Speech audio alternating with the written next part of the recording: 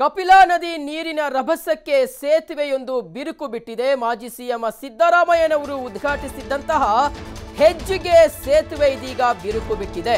ಸುಮಾರು 18 ಕೋಟಿ ರೂಪಾಯಿ ವೆಚ್ಚದಲ್ಲಿ ನಿರ್ಮಾಣವಾಗಿತ್ತು ಈ ಸೇತುವೆ. 2013ರಲ್ಲಿ ಮಾಜಿ ಸಿಎಂ ಸಿದ್ದರಾಮಯ್ಯನವರು ಗುದ್ದಲಿ ಪೂಜೆಯನ್ನ ನೆರವೇರಿಸಿದ್ರು. ಕಳೆದ ಚುನಾವಣೆ ವೇಳೆ ತರಾತುರಿಯಲ್ಲಿ ಸೇತುವೆ ಉದ್ಘಾಟನೆಯನ್ನೂ ಮಾಡಿದ್ರು ಮಾಜಿ ಮುಖ್ಯಮಂತ್ರಿ ಸಿದ್ದರಾಮಯ್ಯನವರು. ಬರೋಬ್ಬರಿ 230 ಮೀಟರ್ನಷ್ಟು ಉದ್ದವಿದೆ ಈ ಸೇತುವೆ. ಕಪಿಲಾ ನದಿಯ ನೀರಿನ ರಭಸಕ್ಕೆ ಇದೀಗ ಸೇತುವೆ ಬಿರುಕು ಬಿಟ್ಟಿದೆ. ಹೀಗಾಗಿ ಸ್ಥಳೀಯರಲ್ಲಿ ಆತಂಕ ಮನೆ ಮಾಡಿದೆ. ನಂಜನಗೂಡು ಗ್ರಾಮ ಸಂಪೂರ್ಣವಾಗಿ ಜಲಾವೃತವಾಗಿದೆ. ನಂಜುಂಡೇಶ್ವರ ದೇಗುಲ ಸುತ್ತಮುತ್ತಲಿನ ತಗ್ಗು ಪ್ರದೇಶಕ್ಕೆ ನೀರು ನುಗ್ಗಿದೆ. ಹಲವಾರು ಮನೆಗಳು ಜಲಾವೃತವಾಗಿದೆ. ಗ್ರಾಮಸ್ಥರು ಪರದಾಡುವಂತಹ ಪರಿಸ್ಥಿತಿ ಇದೀಗ ನಿರ್ಮಾಣವಾಗಿದೆ. ತಗ್ಗು ಪ್ರದೇಶಗಳಿಗೆ ಶಾಸಕ ಹರ್ಷವರ್ಧನ್, ಸಂಸದ ಆರ್ ಧ್ರುವನಾರಾಯಣ್ ಅವರು ಭೇಟಿ ಕೊಟ್ಟು ಪರಿಶೀಲನೆಯನ್ನ ನಡೆಸ್ತಾ ಇದ್ದಾರೆ. ವೀಕ್ಷಕರೇ, ಕಳೆದ ಒಂದು ವಾರದಿಂದ ಮೈಸೂರು ಭಾಗದಲ್ಲಿ, ಅದರಲ್ಲೂ ನಂಜನಗೂಡು ಭಾಗದಲ್ಲಿ ಧಾರಾಕಾರ ಮಳೆ ಸುರಿತಾ ಇದೆ. ಅದರಲ್ಲೂ ನಂಜನಗೂಡಿನ ಸುಪ್ರಸಿದ್ಧ ನದಿಯಾಗಿರುವಂತಹ ಕಪಿಲಾ ನದಿ ತುಂಬಿ ಹರಿತಿದ್ದಾಳೆ. ಕಪಿಲಾ ನದಿಯ ನೀರಿನ ರಭಸಕ್ಕೆ ಇದೀಗ ಸೇತುವೆ ಬಿರುಕು ಬಿಟ್ಟಿದೆ.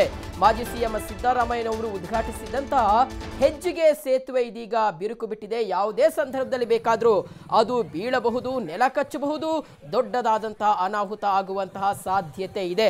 ಹೀಗಾಗಿ ಮುನ್ನೆಚ್ಚರಿಕಾ ಕ್ರಮವಾಗಿ ಸಂಬಂಧಪಟ್ಟಂತಹ ಅಧಿಕಾರಿಗಳು ಯಾವ ರೀತಿಯಾಗಿ ಕ್ರಮವನ್ನ ಕೈಗೊಳ್ತಾರೆ ಅನ್ನೋದನ್ನ ಕಾದು ನೋಡಬೇಕಾಗಿದೆ. TV5 ಈ ಕುರಿತು ಈಗ ವರದಿಯನ್ನ ಪ್ರಸಾರ ಮಾಡ್ತಾ ಇದೆ. ಇದನ್ನ ವೀಕ್ಷಿಸಿದಂತಹ ಸಂಬಂಧಪಟ್ಟಂತಹ ಅಧಿಕಾರಿಗಳು ಯಾವ ರೀತಿಯಾಗಿ ಕ್ರಮವನ್ನ ಕೈಗೊಳ್ತಾರೆ ಅನ್ನುವಂಥದ್ದು ಸದ್ಯ ಕಾಡ್ತಾ ಇರತಕ್ಕಂಥ ಯಕ್ಷ ಪ್ರಶ್ನೆ. ಸುಮಾರು 18 ಕೋಟಿ ರೂಪಾಯಿ ವೆಚ್ಚದಲ್ಲಿ ಈ ಸೇತುವೆಯನ್ನ ನಿರ್ಮಾಣ ಮಾಡಲಾಗಿತ್ತು. 2013ರಲ್ಲಿ ಮಾಜಿ ಸಿಎಂ ಸಿದ್ದರಾಮಯ್ಯನವರು ಗುದ್ದಲಿ ಪೂಜೆಯನ್ನ ನೆರವೇರಿಸಿದರು.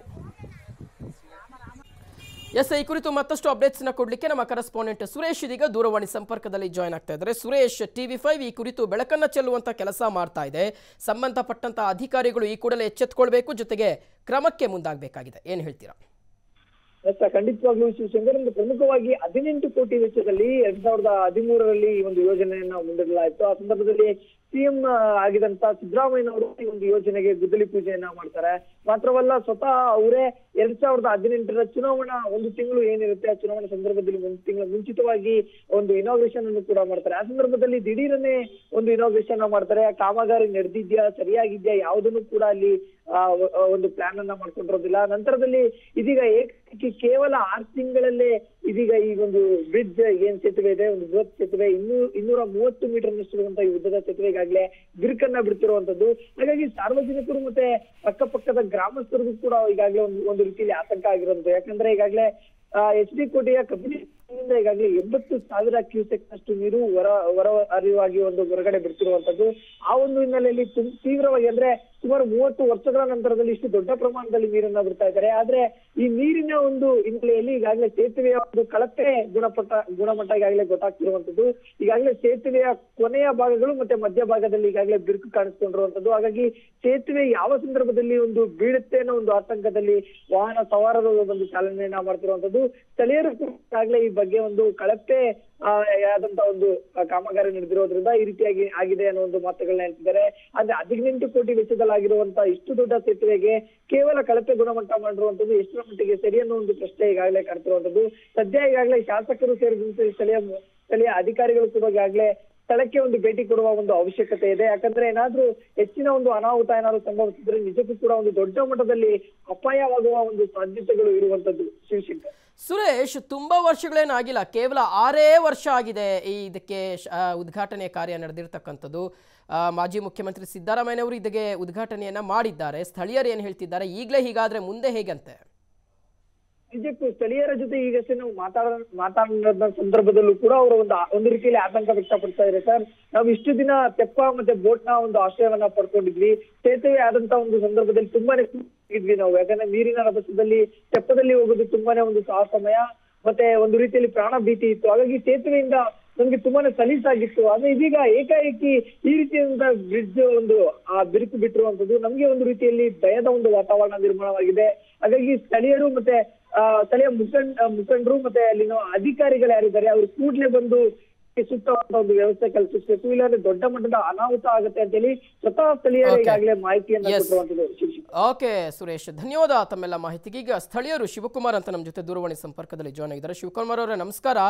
ಕೇವಲ 6 ವರ್ಷ ಆಗಿದೆ ಉದ್ಘಾಟನೆ ಕಂಡು ಈ ಸೇತುವೆ, ಸದ್ಯ ಈ ರೀತಿಯಾದಂಥ ಕಂಡೀಷನ್ ಅಲ್ಲಿ ಇದೆ, ಏನು ಹೇಳ್ತೀರಾ? ಅದು ಎಲೆಕ್ಷನ್ ನಡೆಯೋದು 1 ತಿಂಗಳು ಅಂತ ನಮ್ಮ ಮಾಜಿ ಮುಖ್ಯಮಂತ್ರಿ ಸಿದ್ದರಾಮಯ್ಯನವರು ಬಂದು ಇದನ್ನ ಉದ್ಘಾಟನೆ ಮಾಡಿದ್ರು. ಓಕೆ. ಉದ್ಘಾಟನೆ ಅವರು ತುಂಬಾ ತರಾತುರಿಯಲ್ಲಿ ಉದ್ಘಾಟನೆ ಮಾಡಿದ್ದಾರೆ. ಆಮೇಲೆ ಇನ್ನೊಂದೇನಂದ್ರೆ 11 ಕೋಟಿ ಪ್ರಾಜೆಕ್ಟ್ ನ 29 ಕೋಟಿ ವೆಚ್ಚದಲ್ಲಿ ನಿರ್ಮಿಸಿರುವಂತ ಒಂದು ಬ್ರಿಡ್ಜ್ ಇದು. ಈ ಬ್ರಿಡ್ಜ್ ನಂಜನಗೂಡು ಮತ್ತೆ ಹೆಜ್ಗೆ ಎರಡು ನಡುವೆ ಸಂಪರ್ಕ ಸೇತುವೆಯಾಗಿ ತುಂಬಾ ಬೋಟ್ ಅಲ್ಲಿ ನದಿ ದೋಣಿ ಮುಖಾಂತರ ಹೋಗ್ತಿರೋ ಜನ ತುಂಬಾ ಕಷ್ಟ ಪಡ್ತಿದ್ರಿಂದ ಬ್ರಿಡ್ಜ್ ನಿರ್ಮಾಣ ಮಾಡಿದೆ. ತುಂಬಾ 2 years ಫೀಲ್ಡ್ ಅಲ್ಲಿ ಇದನ್ನ ನಿರ್ಮಾಣ ಮಾಡಿದ್ದು. ಎಸ್ ಸಿ ಮಾದಪ್ಪನವರು ಇದಕ್ಕೆ ಏನು 11 ಕೋಟಿ ಪ್ರಾಜೆಕ್ಟ್ ನ 29 ಕೋಟಿಗೆ ಅವರು ಕಾಮಗಾರಿನ ಕೈಗೊಟ್ಟಿದ್ದು. ತುಂಬಾ ಕಳಪೆಯಾಗಿ ಇದನ್ನ ಸಾಮಗ್ರಿಗಳನ್ನ ಬಳಸಿರುವಂತದ್ದು ಸ್ಪಷ್ಟವಾಗಿ ಗೋಚರಿಸುತ್ತೆ. ನಿನ್ನೆ ನಾವು ಹೋಗಿ ನೋಡಿದ ನಾವು ಸ್ಥಳೀಯರಾದ ನಾವು ನಂಜನಗೂಡರಾಗಿದ್ದು ನಾವು ಹೋಗಿ ಭೇಟಿ ಕೊಟ್ಟಾಗೆಲ್ಲ ಸ್ಟಾರ್ಟಿಂಗು ಬ್ರಿಡ್ಜ್ ಮಾಮೂಲಿ ಬೇಯಿಸಿದ್ರಲ್ಲೇ ತುಂಬಾ ಡ್ಯಾಮೇಜ್ ಗಳಾಗಿರೋಂಥದ್ದು. ಆಮೇಲೆ ನೀರು ತುಂಬಾ ಜಾಸ್ತಿ ಪ್ರಮಾಣದಲ್ಲಿ ಕಬಿನಿ ಡ್ಯಾಮ್ ನಿಂದ ಬರ್ತಾ ಇರೋದ್ರಿಂದ ಮುಂದಿನ ದಿನಗಳಲ್ಲಿ ಇದು ತುಂಬಾನೇ ಡ್ಯಾಮೇಜ್ ಆಗುವಂತ ಒಂದು ಲಕ್ಷಣಗಳು ಎದ್ದು ಕಾಣ್ತಾ ಇದೆ ಸರ್. ಓಕೆ ಶಿವಕುಮಾರ್, ಒಟ್ಟು ಎಷ್ಟು ವಾಹನಗಳಲ್ಲಿ ಸಂಚರಿಸಬಹುದು ಪ್ರತಿದಿನ? ಜೊತೆಗೆ ಅಧಿಕಾರಿಗಳ ಗಮನಕ್ಕೆ ಏನಾದ್ರು ಬಂದಿದೆ ಈ ವಿಷಯ? ಸರ್, ಅದು ಪ್ರತಿದಿನ ತುಂಬಾ ಅಂದ್ರೆ ಬೆಳಿಗ್ಗೆ 7 ಗಂಟೆಯಿಂದ ಅಲ್ಲಿ ನೆರೆಹೊರೆಯಾದಂತಹ ಏಟೆಂಡಸ್ ಮತ್ತೆ ನೆಸ್ಲೆ ಹಾಗಾಗಿ ಎಸ್ ಕುಮಾರ್ ಕಂಪ್ನಿಗಳ ಇರೋದ್ರಿಂದ ತುಂಬಾ ವೆಹಿಕಲ್ಗಳು ವಿಲೇಜ್ ಇಂದ ಬರೋಂತ ಜನಗಳೆಲ್ಲ ಆ ಕಡೆಯಿಂದಾನೇ ತುಂಬಾ ಹೋಗುವಂತದ್ದು. ಮತ್ತೆ ಹೆಜ್ಗೆಗೆ ಹೋಗುವಂತ ಜನಗಳು ಮತ್ತೆ ಈಗ ಮೈಸೂರಿಗೆ ಹೋಗುವಂತವ್ರು ತುಂಬಾ ಶಾರ್ಟ್ ಕಟ್ ಅಲ್ಲಿ ಹೋಗುವಂತ ಹೆವಿ ವೆಹಿಕಲ್ ಗಳೆಲ್ಲ ಓಡಾಡ್ತಿದೆ. ಇನ್ನೊಂದೇನಂದ್ರೆ ನಿನ್ನೆ ಬಂದು ನಂಜನಗೂಡಿನ ಶಾಸಕರಾದಂತ ಹರ್ಷವರ್ಧನ್ ಸರ್ ಅವರು ನಿನ್ನೆ ಬಂದು ಪರಿಶೀಲನೆ ಮಾಡಿ ಇದ್ರ ಬಗ್ಗೆ ನಡೆದಿರುವಂತ ಕಾಮಗಾರಿಗಳ ಬಗ್ಗೆ ಸಿಎಂ ಆದಂತ HD ಕುಮಾರಸ್ವಾಮಿ ಅವರ ಗಮನಕ್ಕೆ ತಂದು ಇದು ಭಾರಿ ಅಕ್ರಮ ನಡೆದಿದೆ, ಇದು ತನಿಖೆ ಆಗಬೇಕು ಅಂತ ಅವರು ಕೂಡ ಇದ್ ಮಾಡಿದ್ದಾರೆ. ಮತ್ತೆ DC ಅವರು ಕೂಡ ಬಂದು ನಿನ್ನೆ ಸ್ಥಳವನ್ನು ಪರಿಶೀಲನೆ ಮಾಡಿದ್ದಾರೆ. ಓಕೆ ಶಿವಕುಮಾರ್, ಧನ್ಯವಾದ TV5 ಜೊತೆ ಮಾತನಾಡಿದ್ದಕ್ಕೆ.